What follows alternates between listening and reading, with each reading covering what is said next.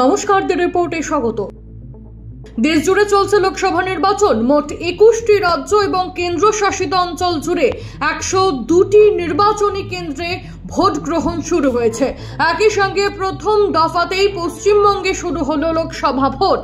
আজ নির্বাচন রয়েছে আলিপুরদুয়ার, জলপাইগুড়ি ও কোচবিহার লোকসভা কেন্দ্রে। বাংলায় প্রথম দফা ভোট শুরু হওয়ার কিছুক্ষণের মধ্যেই দফায় দফায় উত্তপ্ত হয়ে উঠল 3 লোকসভা কেন্দ্র। সবার প্রথমে নজর রাখবো কোচবিহার দক্ষিণ বিধানসভা কেন্দ্রের চান্দামারির দিকে। এদিন ভোট শুরু হওয়ার কিছুক্ষণের মধ্যেই তৃণমূল বিজেপি সংঘর্ষে উত্তপ্ত হয়ে উঠল চান্দামারির বিস্তীর্ণ এলাকা। সকাল থেকেই শুরু হয় পাথর ছোড়াছড়ি, আতঙ্কিত সাধারণ মানুষ। দেখে নেব সেই ছবি। মুখ সামলা কথা বলবো, খুব বাড়ি গেছি যা কি গাছ আয় বুতত আয় বুতত আয় বুতার এরিয়াতে সব ঢুকাতে পারছিস না। বুতার এরিয়াতে আসি, বুতার এরিয়াতে আসি, আয় আয় বুতার এরিয়াতে আসি, আয় আয় আয় বুতার এরিয়াতে আসি, আয় আয় আয় গাড়ি গাড়ি আয় আয় আয় তুই আজকে আয় আয় বুতার এরিয়াতে আসি, আয়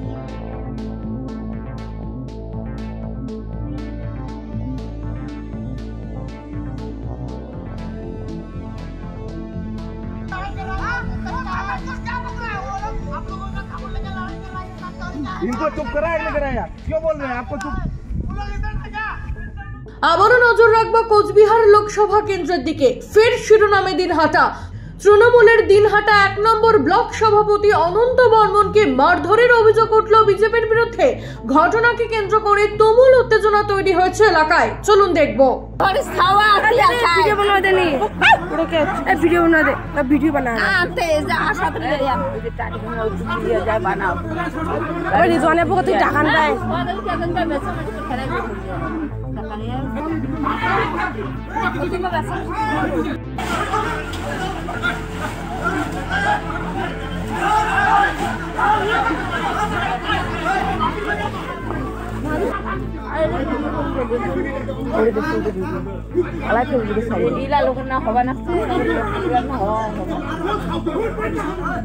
এই মুহূর্তে যে আপডেট পাচ্ছি তাতে সকাল 10টা পর্যন্ত মোট 151টি অভিযোগ জমা পড়েছে কমিশনে।